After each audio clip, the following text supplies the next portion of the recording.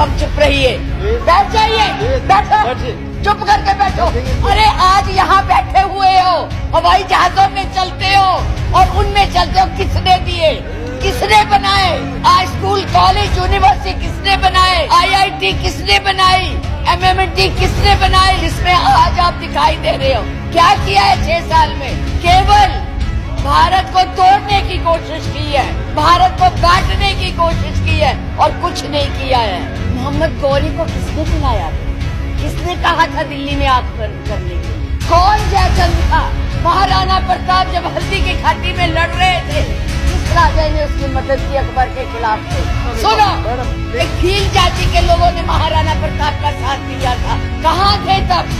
आज बात करते हैं देश को आजाद कराने के लिए अहिंसा का पाठ पढ़ाया। आप क्या जाने अहिंसा, जो लाठी लेके तो ट्रेनिंग देते हैं। कोई भी आपके प्रधानमंत्री के खिलाफ, आपके गृह मंत्री के खिलाफ, उनकी नीतियों के खिलाफ बोले, वो देशद्रोही हो गया है। 6 साल के बच्चों को भी नहीं आप तो छोड़ रहे, आप क्या करेंगे? श्रीमती विप्लव ठाकुर जी। माननीय उपाध्यक्ष जी, धन्यवाद। मैं ये राष्ट्रपति के अभिभाषण पर धन्यवाद प्रस्ताव के लिए खड़ी हुई हूँ, पर मुझे समझ नहीं आ रहा कि मैं धन्यवाद किस बात का करूं, कहां से शुरू करूं। मुझे लगता है आप अब चुप रहिए।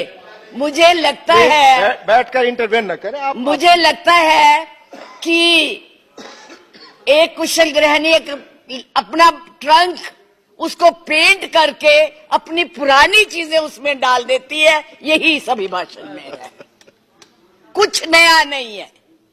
वही उज्ज्वला है, वही दीनदयाल है और वही पे जो है मिशन की बातें हो रही हैं। बेरोजगारी की कोई बात नहीं है, महंगाई की कोई बात नहीं है, क्योंकि इनको उसकी चिंता ही नहीं है। ये नौजवानों के लिए कुछ करना ही नहीं चाहते। आज विद्यार्थी जो पूरे देश में झंडा लेके खड़े हैं, उनको अपने भविष्य का फिक्र है कि हम डिग्री तो ले लेंगे पर नौकरियां कहां से लाएंगे, क्योंकि इस अभिभाषण में उसका कोई जिक्र ही नहीं है। ये अभिभाषण ऐसे लगता है जैसे मुंगरी लाल के सपने दिखाए जा रहे हैं। मुंगरी लाल के 2014 में भी दिखाए थे, अभी भी दिखाए रहे हैं। अभी राणा जी बोल के गए, राणे कि जी कांग्रेस भी मैनिफेस्टो देती थी, हमने करके दिखाया है। आज अगर आप गरीबी की रेखा से नीचे देखें तो लोगों का हुआ है। अरे आज यहाँ बैठे हुए हो, हवाई जहाजों में चलते हो और उनमें चलते हो, किसने दिए, किसने बनाए? आज स्कूल कॉलेज यूनिवर्सिटी किसने बनाए? IIT किसने बनाई? MMT किसने बनाई? जिसमें आज आप दिखाई दे रहे हो। क्या किया है 6 साल में? केवल भारत को तोड़ने की कोशिश की है, भारत को बांटने की कोशिश की है और कुछ नहीं किया है। बस वही करो। आज आप लोग इस देश को इस तरह से बांटना चाहते हैं। कुछ नहीं है, ना महिलाओं के लिए है। आज पूरी महिलाएं जो है इस चिंता में हैं कि हमारा भविष्य ठीक है, हम सुरक्षित हैं, वहां उनको कुछ दिया नहीं जा रहा। और मैं ये कहना चाहूंगी कि मैं पूछना चाहती हूं, क्योंकि आप बहुत इतिहास के बखे हुए हैं, मोहम्मद गौरी को किसने बुलाया था? किसने कहा था दिल्ली में आग बंद करने के लिए? कौन जयचंद था? कौन जयचंद था? महाराणा प्रताप जब हल्दी की घाटी में लड़ रहे थे, किस राजा ने उसकी मदद की अकबर के खिलाफ में? बैठ जाइए, बैठो, चुप करके बैठो। सुनो मैडम प्लीज, आप चेयर को एड्रेस करें मैडम प्लीज। इस तरह की भाषा एक भील जाति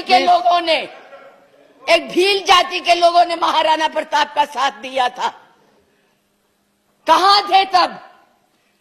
आज बात करते हैं देश को आजाद कराने के लिए अहिंसा का पाठ पढ़ाया। आप क्या जाने अहिंसा, जो लाठी लेके तो ट्रेनिंग देते हैं। आज लाठी की जगह बंदूक और रिवॉल्वर आ गए हैं। और हमने सिखाया आपको हिंसा, आपने सिखाया है जनता को हिंसा, नफरत। पर बोले, इधर बोले, और चेयर को एड्रेस करें प्लीज। आप चेयर को एड्रेस करें। और आज तो मैं उपाध्यक्ष जी देशद्रोही की भी परिभाषा पूछना चाहती। क्या है देशद्रोही की परिभाषा? किसको देशद्रोही कहते हैं? मुझे याद है जब कम्युनिस्ट पार्टी ने भारत की आजादी को नहीं माना था, 4 साल के लिए बैन कर दी थी, लेकिन उनको देशद्रोही नहीं कहा था। नेहरू ने, सरकार ने देशद्रोही नहीं कहा था। पंडित नेहरू के खिलाफ लोकसभा में वाजपेयी जी बोलते थे, उनको देशद्रोही नहीं कहा था। आज कोई भी आपके प्रधानमंत्री के खिलाफ, आपके गृह मंत्री के खिलाफ, उनकी नीतियों के खिलाफ बोले, वो देशद्रोही हो गया है। उनको जेल में डाल दो, उनको पकड़ लो। 6 साल के बच्चों को भी नहीं आप तो छोड़ रहे। आप क्या करेंगे? आपके पास ना तो कोई कार्यक्रम है, ना आपके पास भारत के लिए कोई नया सोच है, कुछ नहीं है। केवल एक सोच है कि कैसे इस देश को तोड़ा जाए। 70 साल में और उपाध्यक्ष जी हमने पाकिस्तान का इतना नाम नहीं लिया था जितना ये 6 सालों में ले रहे हैं। हमारी महानायिका ने पाकिस्तान के 2 हिस्से कर दिए थे, बांट दिया था, और ये आज पाकिस्तान के नाम से डरा रहे हैं। और वैसे कहते हम बहुत मजबूत है, हर बात के लिए पाकिस्तान, हर बात के लिए पाकिस्तान। क्यों भाई? क्या है वो? आपका कुछ लगता है? हाँ, जरूर लाहौर में जरूर बिरयानी खाने गए थे, कांग्रेस नहीं खिलाती, बिना बुलाए गए थे। और आज बात करते हैं, किसकी बात करते हैं? मैं ये कहना चाहूंगी कि इस भारत को मत तोड़िए। बड़ी मुश्किल से पटेल, नेहरू ने इकट्ठा किया है।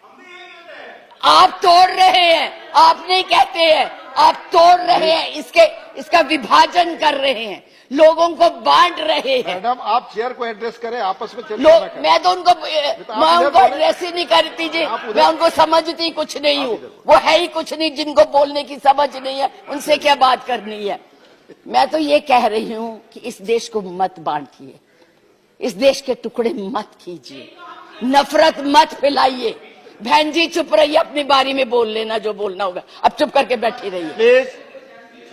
अब देश के टुकड़े मत कीजिए।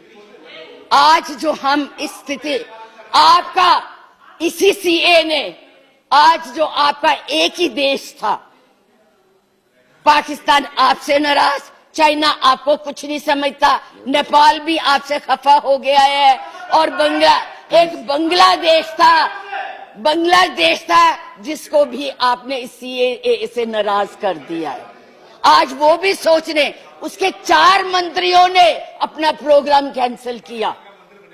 एक उसमें कि इस देश में ऐसी बातें हो रही है, इतना ज्यादा। आप कहते हैं कि यूरोपियन यूनियन को हक नहीं है बोलने का, प्रस्ताव लाने का, तो उनके एमपी क्यों ले आए थे? उनको कश्मीर क्यों ले गए थे? आपने खुद उनको इनवाइट किया है, आपने खुद इसको इंटरनेशनल बनाया है, आपने खुद इनको, दूसरे लोगों को इसके ऊपर दखल देने के लिए बुलाया है। और उन्हें नहीं बुलाया जब तक हमारी सरकारें थी, किसी की हिम्मत नहीं पड़ती थी हमारे देश की तरफ देख ले। आप लोगों ने किया है ये सब, अपनी करतूतों को छुपाने के लिए उन लोगों की मदद ले रहे हैं। आपके पास कोई प्रोग्राम नहीं है, आपके पास कोई कार्यक्रम नहीं है, केवल एक कर्म है कि गोली से उड़ा दो जी, मार दो जी, खिला दो जी, यही आपकी यही आप करने जा रहे हैं। इसलिए मैं आप लोगों से कहती हूँ कि इस देश को मत बांटिए, इस देश की एकता को बनाए रखिए। इस देश में जो भी यहाँ है, आज वो सदियों से रह रहे हैं, अभी नहीं आए हैं। अब पाकिस्तान और बांग्लादेश, अरे भाई वो तो है ही इस्लामिक कंट्रीज, उनके बारे में क्या बोलना है? हम तो सेकुलर, हम तो धर्म को मानते हैं। किस धर्म की बात आप करते हैं? किस राम की बात करते हैं जिसने अपनी मर्यादा को रखने के लिए जनता की बातें सुनी थी? उस जनता की बात सुन के उसने सीता को वनवास भेज दिया, और आप लोग बात तक नहीं करना चाहते। किस राम राज्य की बात करते, किसको पूजते हैं आप? मंदिर बनाइए, जरूर बनाइए, लेकिन उनके आदर्शों को भी मानिए, उनकी बताई हुई बातों को भी मानिए। सिर्फ केवल कहने से बात Madam, नहीं please बनती है, conclude now. ऊंचे ऊंचे भाषण देने से नहीं बात बनती। इसलिए मैं यही कहूंगी कि इस देश को मत बांटिए, एक रहने दीजिए, ये नफरत मत फैलाइए। ये आपके लिए भी और हमारे लिए भी बहुत खतरनाक। धन्यवाद। बहुत बहुत धन्यवाद। धन्यवाद। लाइव टीवी, सच सबसे आगे।